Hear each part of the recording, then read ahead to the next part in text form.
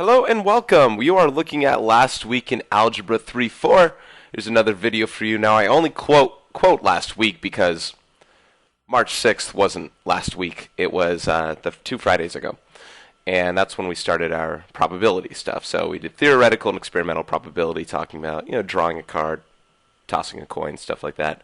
Counting principle, how many different ways can you arrange these items for if you're given like shoes, the examples we gave, shoes and salad bar and stuff. March 10th, we went to independent and dependent events, mutual exclusion. We even looked a bit at geometric probability, shaded regions. Then we did combination permutation. We also did factorials on this day. Combination permutation were then taken care of after. And then on our minimum day, you started that review worksheet, and that is what I am going to be doing this on. So there are a lot of problems here, and once again, to make a video shorter, I'm going to have to talk more quickly, and most of this next slide is nothing but notes as far as things that we've looked at, and I'll briefly talk through these, and I'm going straight through the problems, and I want to see what I can do. I'm doing these with the assumption that you've seen this stuff before, really. Okay, permutation versus combination. In permutation, the order matters. It is a way of arranging things and saying, but if you change where two people are, that's another way of arranging it. For example, picking a president, vice president, and secretary for the chess club. That's an ordered list. If I pick this guy as president, this guy as vice president, this woman as secretary, and the next time woman secretary, this guy number one is vice president, etc., those are different orders. Those are different sets. Combination, order doesn't matter. So if you're doing something for the chess team, you're just choosing 3 members to participate in the tournament. It doesn't matter who's person 1, 2, and 3. If it's the same 3 people in any order, that's still the same selection. And that's the difference there. And you can see the other two. Picking your first and second choices of sandwiches from a menu as opposed to just choosing 2 sandwiches from a menu. Right? Hey, can I get the roast beef and the turkey on white? Versus my favorite sandwich is the BLT. I don't know who has that. And then my second favorite is whatever else, right? First, second, and third place winners in an art contest versus 3 winners in an art contest. So, once again, there are different formats in which you see these formulas here. What we see in our calculator looks like that and that. For combination, you might also look at it like this. And I think one of your problems looks like that as well. So making sure you know that notation. All this stuff says is the n factorial is your entire set. It's your set size. So when you're looking at n factorial, that's how many different ways you can arrange all n things that you have. So let's say you have the 6 letters A, B, C, D, E, F. That's 6. 6 factorial says there are that many ways, 720 by the way. There are 720 different ways that we can arrange these letters, assuming that order matters. When you are choosing, or here let's do picking, a permutation, when you're picking R of them, let's say I'm only picking 2. Picking 2 slots to choose from here. The first slot I can choose any of these 6. The next slot I can choose any of these, the 5 remaining. Let's say A was the first slot. In the next slot I can choose 5 of them. This is where this n minus r factorial comes in. It wants to eliminate choosing a 4th one, a 3rd one, a 2nd one, and a 1st one. N minus r in 6 pick 2 is 6 factorial over 4 factorial. It takes out that 4 times 3 times 2 times 1. The r factorial in combination, that extra 2 factorial right there, is taking out the order mattering, right? If I choose all these things, I could choose A, B, or B, A. I could choose A, C, or C, A.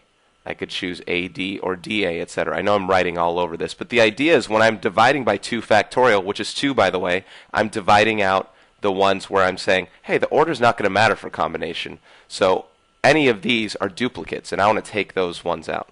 So that's an example of, it's not necessarily this is why the formula works, but this is what the formula says. And that's what I want you to know. Mutual exclusion versus non-mutual exclusion. In mutual exclusion,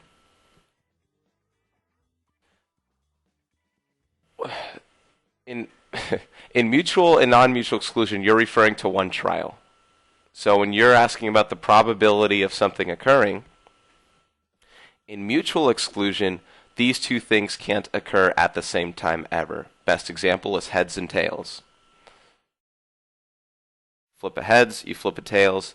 Either you flip one or the other. You cannot happen to flip both. Another example, so I can coincide this with non-mutual exclusion, is picking numbers that are, like if I pick even numbers, let's say we're talking about rolling a die. If I roll an even number, and if I roll a 3. There's never a time when I can roll an even number that I'm also rolling a 3. Meanwhile, non-mutual exclusion, let's say that we had prime numbers and odd numbers, something like this. If I'm trying to roll a die, prime numbers are 2, and you know what, this might be one of your questions. Prime numbers are 2, 3, and 5. Odd numbers are 1, 3, and 5. If you're considering the probability that you rolled a prime or an odd number, you also have to consider the fact that your prime numbers also might be odd. So this stuff in here also might be in here, and that's what you want to include in here. 3 and 5 is included in both. So when I talk about how many numbers there really are, instead of you thinking there might have been 6, because we listed 6 numbers total, there are really 4. There's a 2. Oh, did I erase the wrong one? There's a 2, a 3, a 5, and a 1. So that's probability of A, in this case, would have been 3 out of 6. That was 2, 3, and 5 out of the 6, plus 1, 3, and 5 out of the 6. And you have to subtract probability of A and B. That's 3 and 5 out of the 6. That would be 4 out of 6, or 2/3, etc.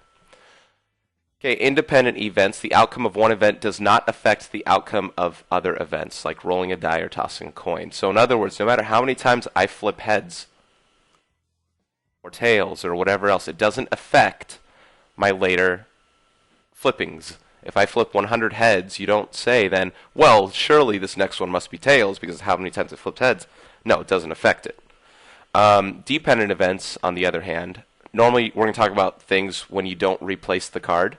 So for instance, if you're drawing a card, let's say, what's the probability that I draw a red card initially? It's 1/2, but it's 26 out of 52.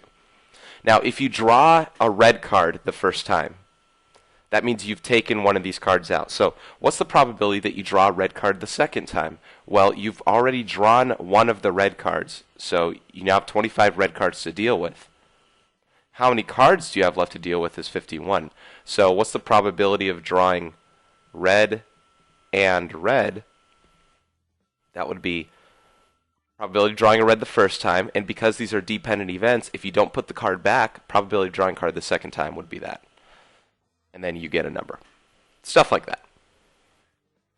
Okay, let's get started. This is number 1. BHS offers 9 math classes, 5 English classes, and 6 science classes. How many schedules are possible? Stella picks a course in each subject. Okay, so Stella, here's the thing. Stella has 9 classes to choose from, and she's going to choose one of them. Stella also has 5 English classes to choose from. She's going to choose one of them. And she has 6 science classes to choose from. She's going to choose one of them.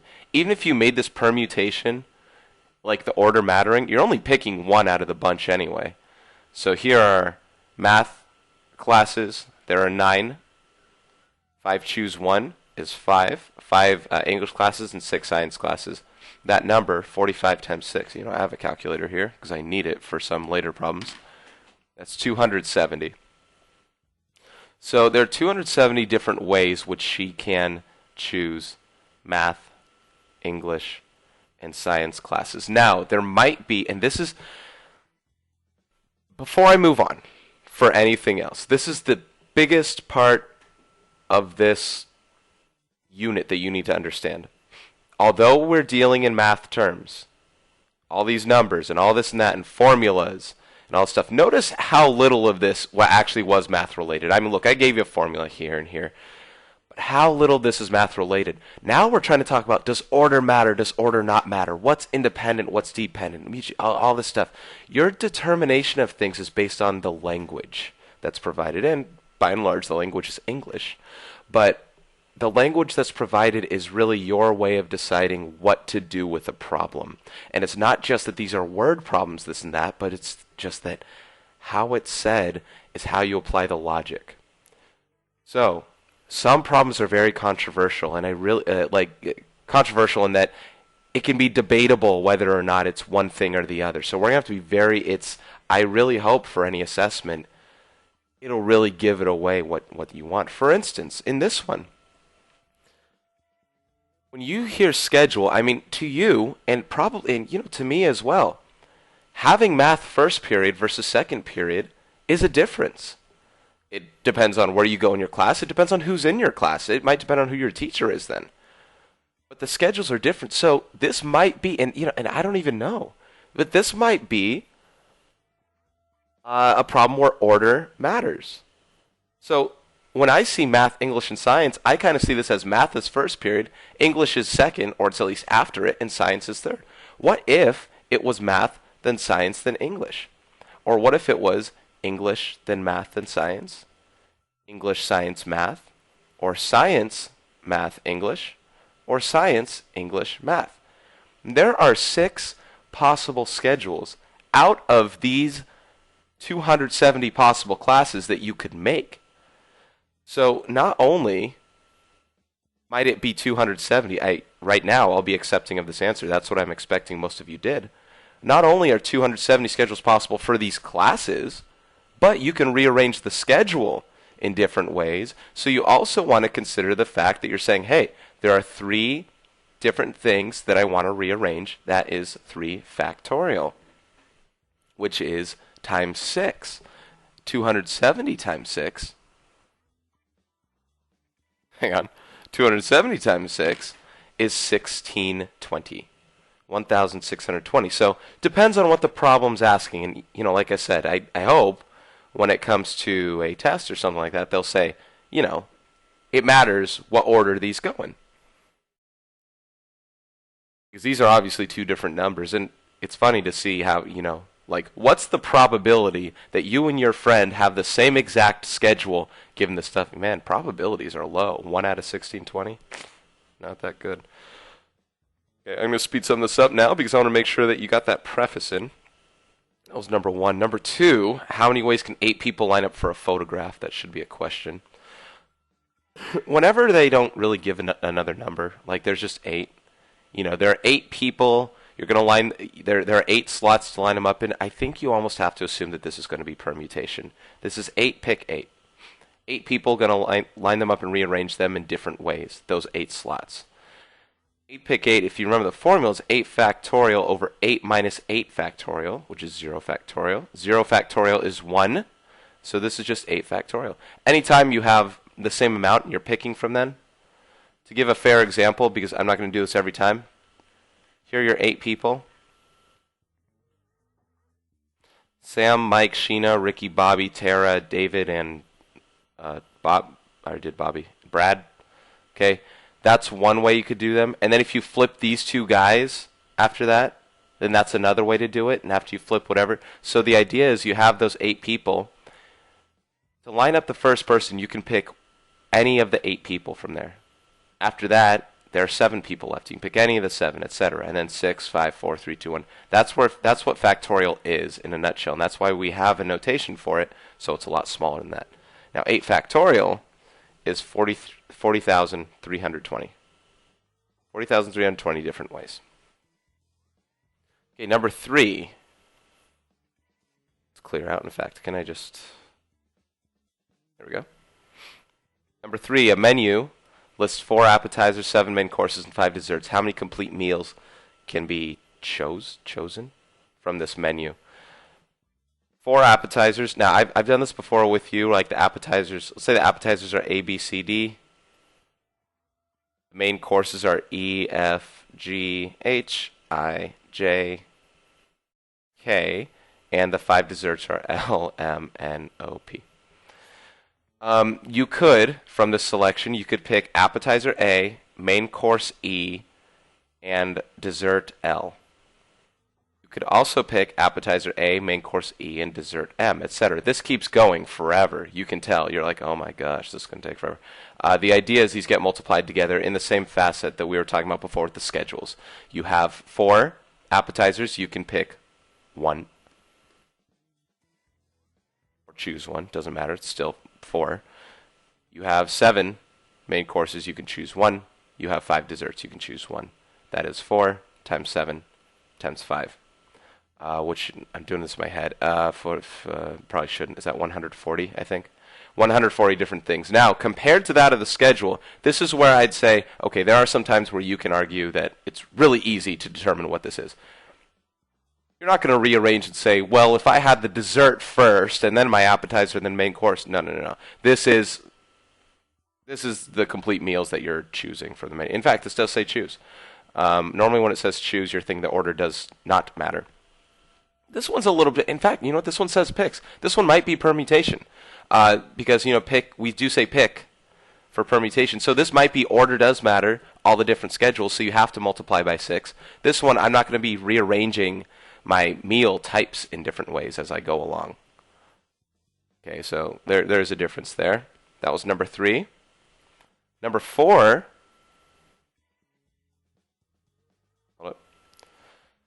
How many ways can a 3-person committee be selected from a group of 8 people to judge a student talent show? So let's say that this is American Idol, and we have Simon, Paula, Randy, Ellen DeGeneres, Cara DioGuardi. I'm trying to remember all of them. Aerosmith. Oh God, what's his name? Steven Tyler, Keith Urban, Jennifer Lopez, and Harry Connick Jr. I'll knock out Ellen. Anyway, there are those 8 people. We want 3 of them to appear on American Idol. Now, in this case, though, the order does not matter, right? It doesn't matter if it's Simon, Paula, Randy, or Randy, Paula, Simon. That's one group. So you have 8. You're going to choose 3 of them. 8 factorial over 3 factorial, 5 factorial. If you were calculatorless, you could still do this. This is 8 times 7 times 6 times 5, 4, 3, 2, 1. And these also get listed as well. 3, 2, 1. 5, 4, 3, 2, 1. You don't have to list these out if you understand the concept behind the fact that these guys will cancel. They're common multiples on top and bottom. It's good to go from there. Now, 3 times 2 is 6. I can change this to a 6 right now if I want, because 6 over 6 is 1. This is 8 times 7. That's 56. I did it without a calculator. You could also do it with the calculator, obviously. Okay, number 5. A die is rolled and a coin is tossed. What is the probability that an even number is rolled and a head is tossed? In this case, you want to consider the fact that there are a lot of different... I'll give you the true answer in terms of math and stuff. I want you to understand what's going on, though, when you're doing this. Die rolled, coin tossed. Probability even is rolled, head is tossed. So, probability of even and head. These are 2 independent events, and when that's the case, you can multiply these 2 guys together. The probability of even times the probability of head. And I'll give you the reason by spelling it out in a second. Probability of an even number is 3/6 or 1/2. Probability of a head is 1/2. You multiply that, your answer is 1/4. The reason being, probability is desired outcomes over total outcomes. What are the different total outcomes that you can have when considering this stuff? When you're tossing a coin, you can either get an even or odd. In terms of what we're talking about here. When you're, did I say tossing a coin? When you're rolling a die. When you're tossing a coin, you can either get heads or tails. So your possibilities here is you can get even and heads, which is what we're looking for. It's our desired. You can get even and tails. You can get odd and heads. You can get odd and tails. Here are the 4 total outcomes you can have. There are 4 of these. The only one that we desire is even and heads. That's 1. So your probability is 1 out of 4. You either get this, or that. Probability of getting this is 1 out of 4. The idea is that you either get even or odd. That's 1/2 chance. From there, you got to take half that chance there, because either from even you get heads or tails, or for odd you get heads or tails. There's the first one. Okay. Second one, a coin is flipped 4 times. What is the probability of a tail on all 4 flips? Let me get rid of that stuff.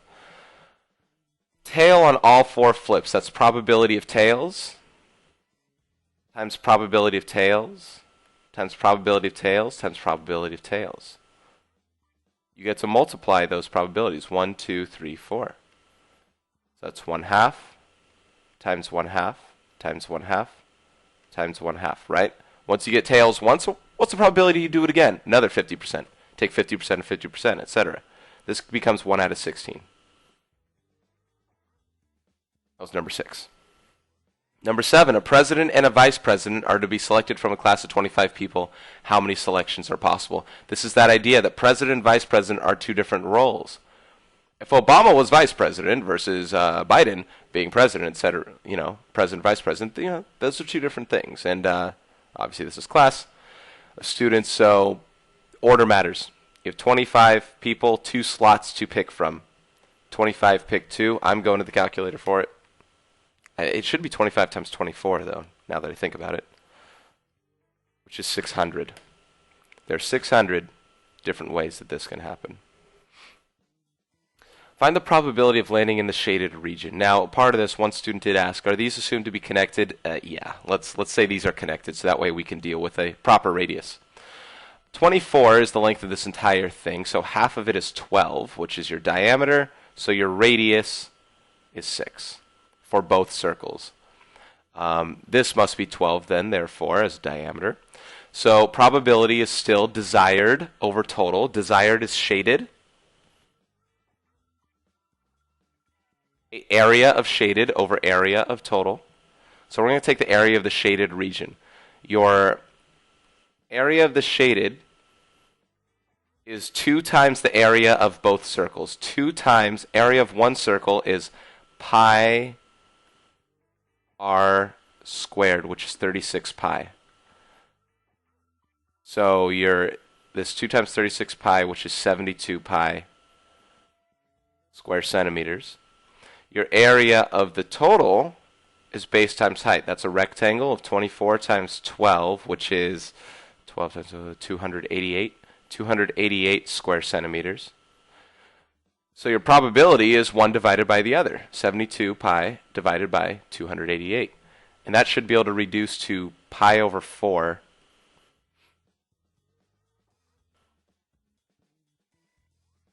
Which is, this one, let me actually figure out what that is. Pi over 4 is about 0.785, which is about 78.5%. All that really means is that these circles cover 3/4, 78.5%, 78% of this entire region right there. I'm good with pi over 4 as your answer. I want you to see what that number means, though, because pi is, weird looking number. You might see that as 1/4 almost. Number 9, how many 2-letter initials can be formed from a set of 10 letters without repetition? So without repetition.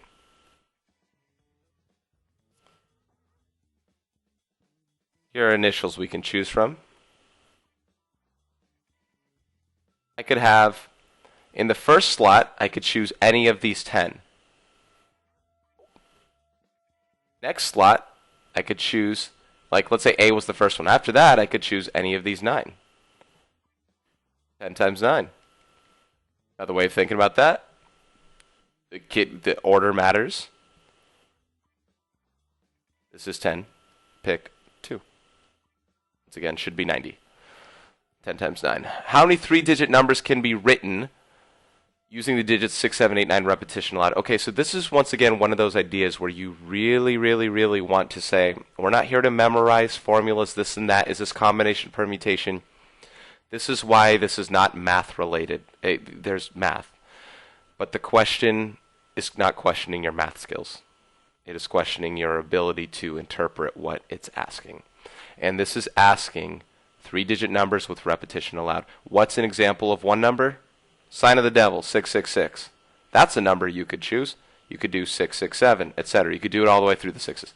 You could do 777, 888, 999. The idea is you have 3 numbers.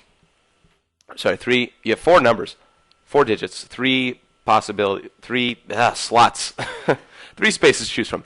I could choose 6, 7, 8, 9 here. And even if I choose a 6 here, that doesn't affect my ability to choose 6 here as well. I could choose 6, 7, 8, 9 in any slots because repetition is allowed. So here I can do 4 possible things. Here I can do 4 possible digits. Here I can do 4 possible digits. That's 4 cubed. which is 64. Does that have anything to do with combination or permutation? No. No, it doesn't, because you're not taking a number and then losing it. These are, by and large, these are independent. Here's an example of independent events. Picking one does not affect your ability to pick the other ones. You repeat. You place it back. They say repetition, they say replacement, all that stuff. You can replace it. How many 4-digit numbers can be written using the digits 1, 2, 3, 4, 5? Same idea. You have 4-digit numbers here. I can choose among 1 through 5. That's 5 different values. 1 through 5 again, because I can repeat numbers. 5 and 5. That's 5 to the 4th, which is 625. So that's number 11. Okay, number 12. A foxy lady has 3 skirts, 4 blouses, and 2 pairs of shoes. How many different outfits can she wear? Well, 3 skirts, 4 blouses, 2 pairs of shoes.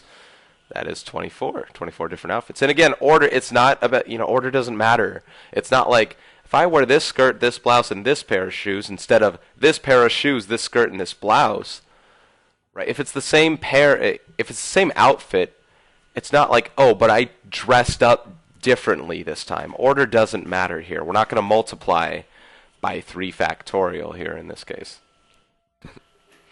That's number 12. I think we're halfway through. A traveler can choose from 3 airlines, 5 hotels, and 4 rental car companies. How many arrangements of services are possible? I'll just write it in here. Same idea. It's not asking you which one you called first and which one you took to go where, whether you went from the rental car to the hotel and then they picked you up. Something like that. What is that? 60? Right. They're not asking that. They're just saying how many of these possible. The committee must choose 3 finalists from 15 scholarship candidates. How many ways can the committee choose the 3 finalists? Once again, this is an example. I'm going to go all the way back to that very first notes slide. Choosing 3 winners in an art contest, as opposed to choosing first, second, and third place, right? We're not choosing finalists as in first, second, and third. It's not like the first person is more important, therefore the order matters in this case. We're not going in that sense. We are saying order is irrelevant. Does not matter. This is 15. Choose 3. And once again, I can only say this so many ways. I promise I'm trying the best I can. I can only say it in so many ways where I have to once again reveal the fact that this is not a math-related question. This part is. Choosing combination permutation, in my opinion, has no math in it.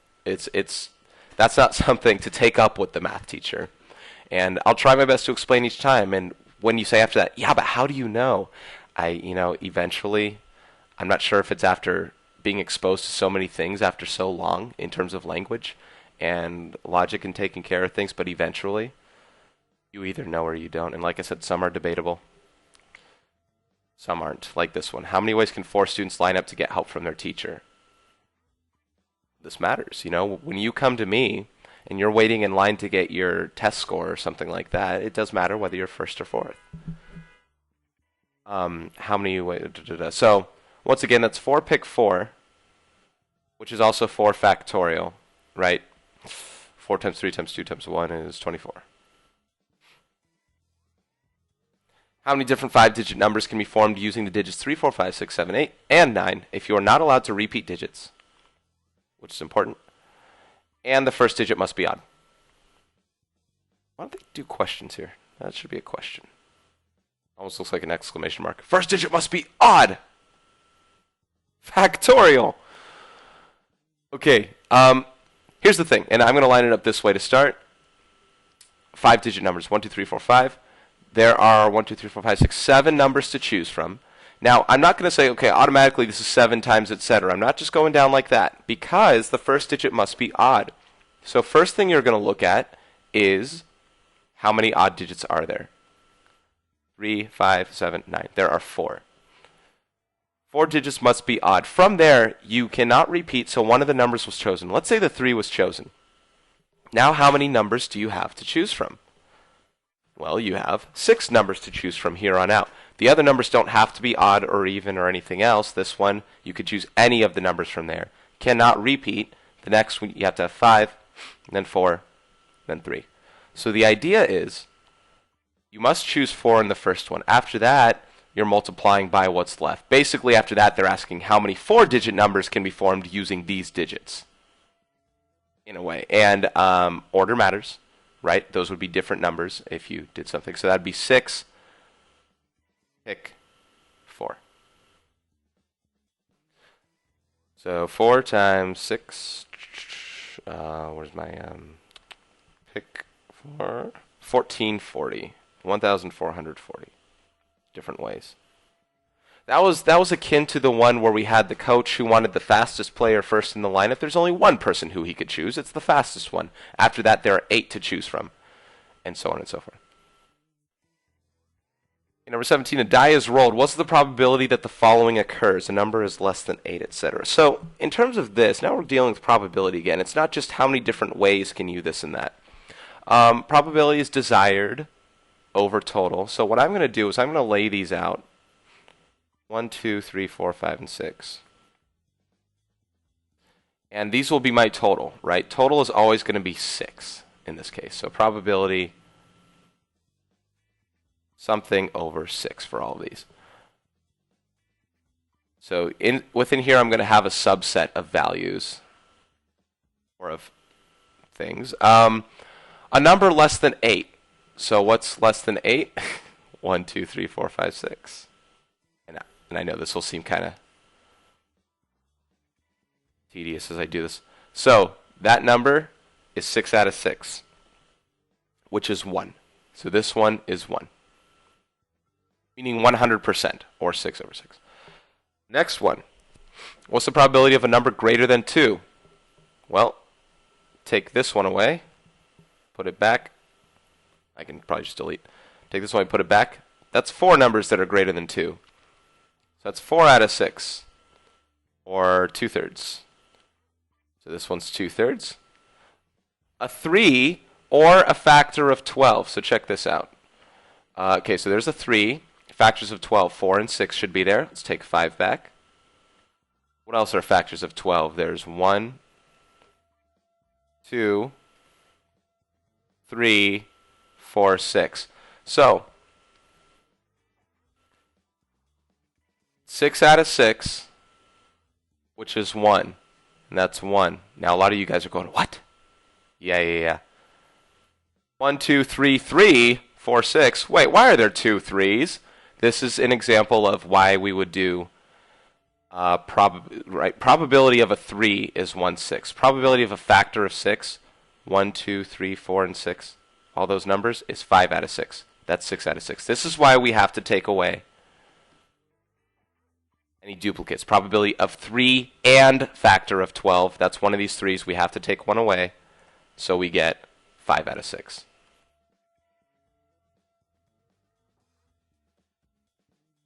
Rolling a 4, that's 1 out of 6. I'm not even going to care about that one. Rolling a prime number, 2, 3, and 5 out of 6. So that's 3 out of 6, which is 1/2. Sorry, this is getting kind of scribbly. And rolling a factor of 12. So that should be the same thing as this one, because the 3 was included in the other. That should be 5 out of 6.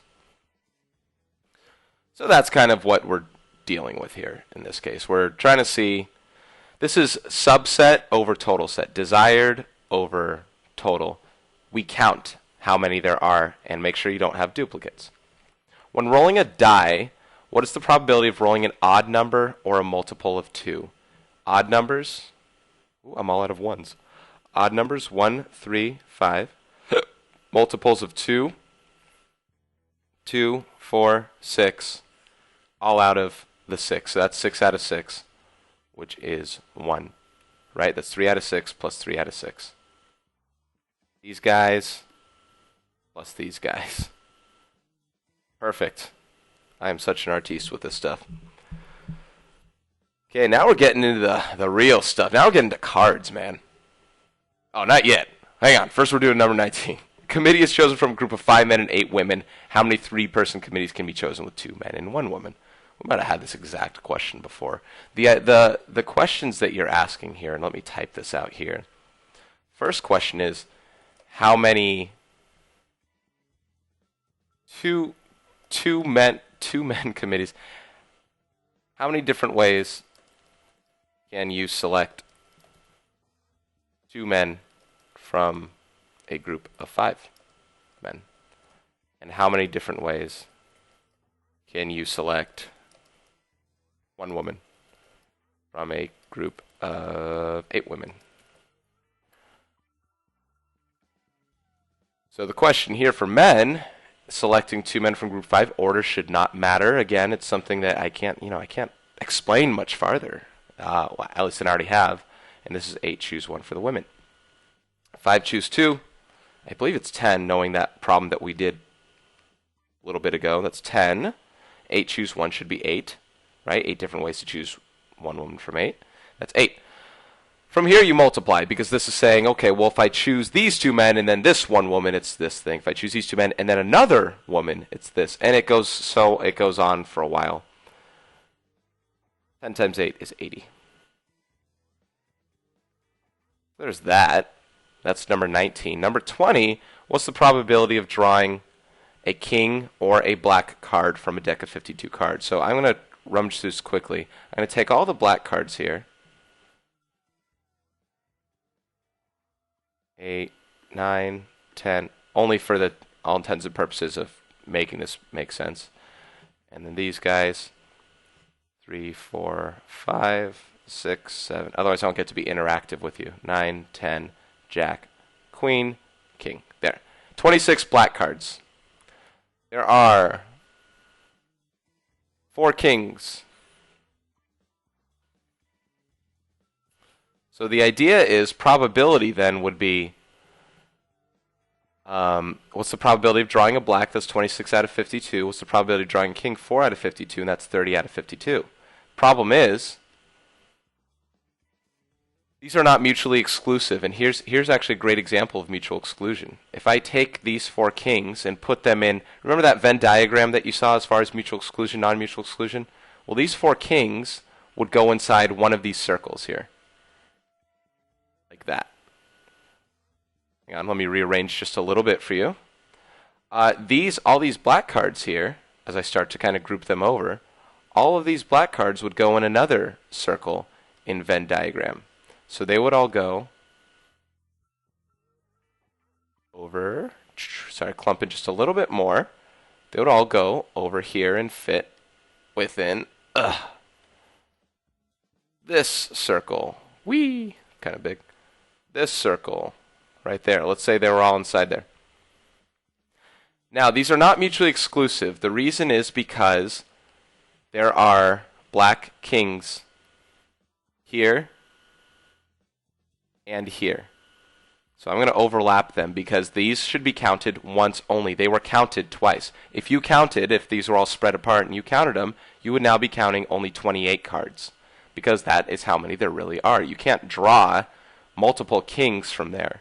So we have to subtract 2 out of 52, the probability of drawing a king and a black. In other words, a black king. So there are the 2, king of spades, king of clubs. So that's 28 out of 52. Or, those multiples of 7 out of 13? Either or. Okay. Number 21, a bag contains 15 marbles, of which 5 are green and 10 are blue. If we select one without looking, what is the probability of selecting a green marble? 5 out of 15. Or 1/3. I'm not going to get too particular in these. I will throw out a couple different ones. I'll throw out one different thing after this one because these are a little standard. Or 2/3 for blue, 10 blue. A white marble, there are 0 in there, 15 or 0. What if we were talking about independent versus dependent events? If you have that jar or a bag and you draw a green marble. Let's say, what's the probability of drawing green, then blue? Something like that. So green, green, and blue, literally in that order. This will be green is 5 out of 15. Once I've drawn a green one, now there are 4 greens left, and there are 14 marbles left. And then blue, there are still 10 left, but there are only 13 marbles left from there. So I would multiply all those 3. 5 times 4 times 10 divided by 15 times 14 times 13. You'll notice this probability ends up getting pretty low. I'm just going to write the number, 0.73. It's about 7.3%. Number gets low because to draw the greens first there and then get a blue last, I mean, blue should be highly probable there. If this was blue, blue, green, the probability should be larger. In fact, let me do that quickly. 10 out of 15 times 9 out of 14 times 5 out of 13 divided by 15. Notice this number is about 16.5%. This should be a lot larger because drawing blues, there are more blues. It should be more likely that you do that in that order. Okay, here's some more card things. A card is selected from standard. Oh, here's something I gotta say. We're gonna make queens even.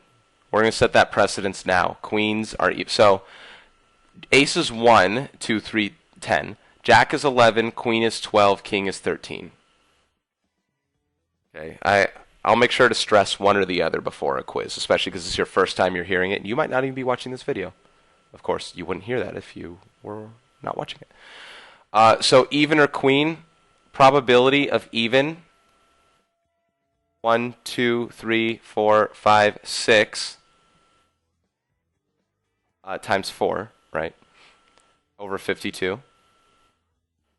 So it's 24 out of 52. I guess, right? Probability of a queen is 4 out of 52. Now, all queens are even, though. So that's 28 out of 52. You have to, once again, subtract the 4 queens. I'm not sure which one they really want. You know what? I don't know, man. Only because I haven't asked any other teachers what they think about queens and evens and stuff like that. I was just saying, for the sake of this, I want you to practice mutual exclusion. If queens aren't even, if are, right? I don't know, man. I'm going to ask them. Okay, heart or 5? Here we go. How many hearts are there? A quarter of them are hearts. 13 out of 52 are hearts. 4 out of the 52 are 5s. You have to make sure you subtract the 5 of hearts because you don't want to include it twice. That's 1 out of 52. That'll be 16 out of 52. This is for B right here. So here, for queens, here, let's put 24 out of 52. Or, sorry, I'm jumping all around, I know. 6 out of 13. Heart or 5 is 16 out of 52. Or 4 out of 13.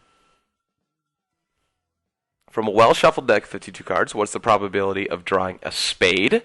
Spades are 13 out of 52. Hang on, 52, or 1/4. A 9, there are 4 9s out of 52 cards. Or 1/13. A red card, sorry, Family Guy popped into my head, something from Family Guy. 26.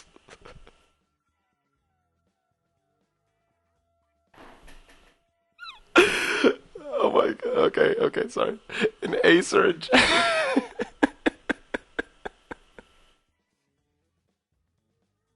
I should really be stopping this thing. Family Guy is so immature, I can't take it. Okay, 2, 3.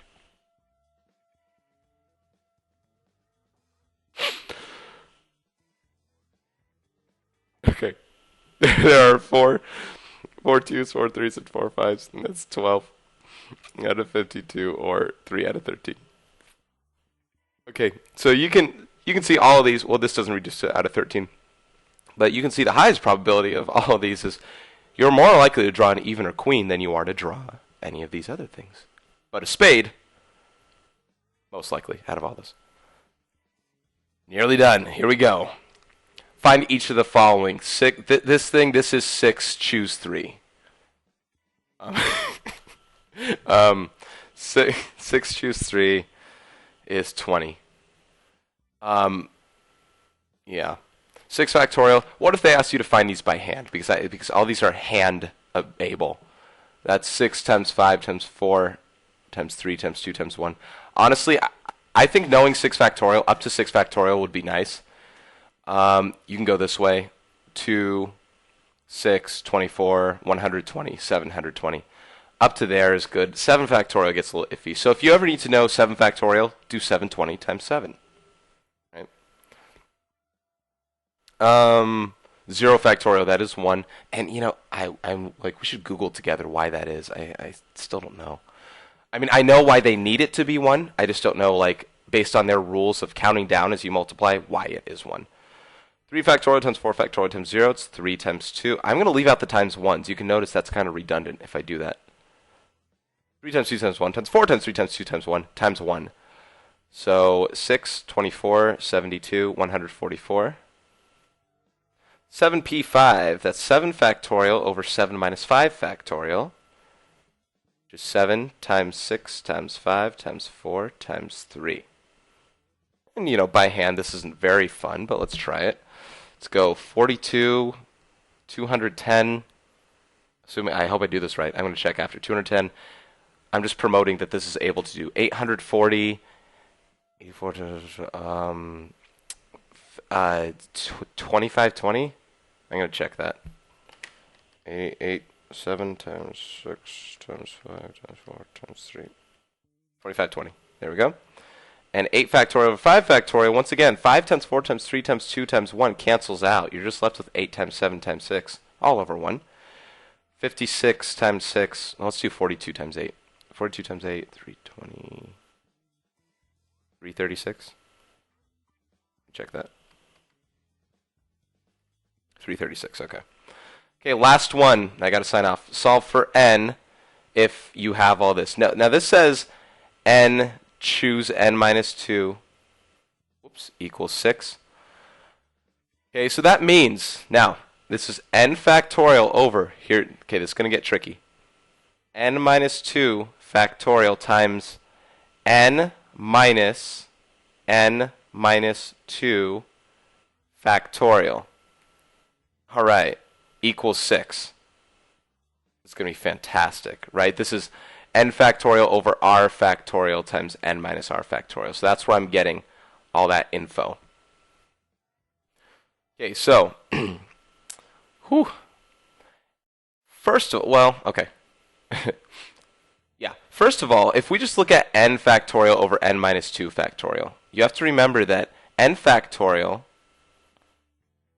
is n times n minus 1 times n minus 2 times, and it keeps going all the way to 1, really.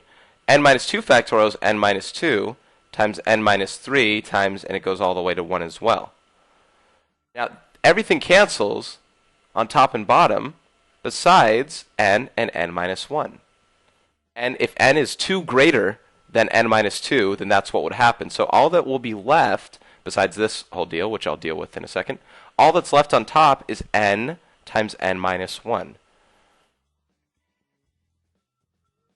So ignoring that, now looking at this, what is n minus 2 factorial? That's going to be n minus n plus 2 factorial.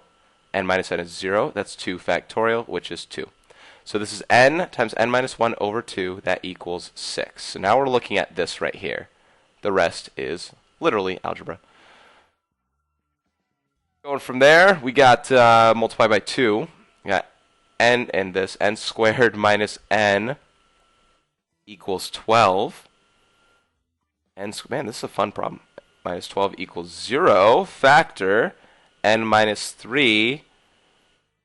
N plus 3 times n minus 4 equals 0. So n equals negative 3 and 4. And there might be in a case of extraneous solutions here. Can we take factorials of negative numbers? The answer is no. Excuse me. So the only thing that can make this work here is if we use n equals 4. Let's check that. Does 4 choose 2 equal 6? 4 choose 2? Indeed it does. And there you go. Now a lot of people might guess and check, right? But there's a way that you go about it there. So n equals 4. Okay, that's it, and that's all. I wanted to get that review out of the way. You have a partner quiz coming up on Monday. Your partners will be drawn from random, just like, what's the probability you'll get this person? Well, it's probably pretty slim. So I hope that was helpful, and I got to sign off. Good luck.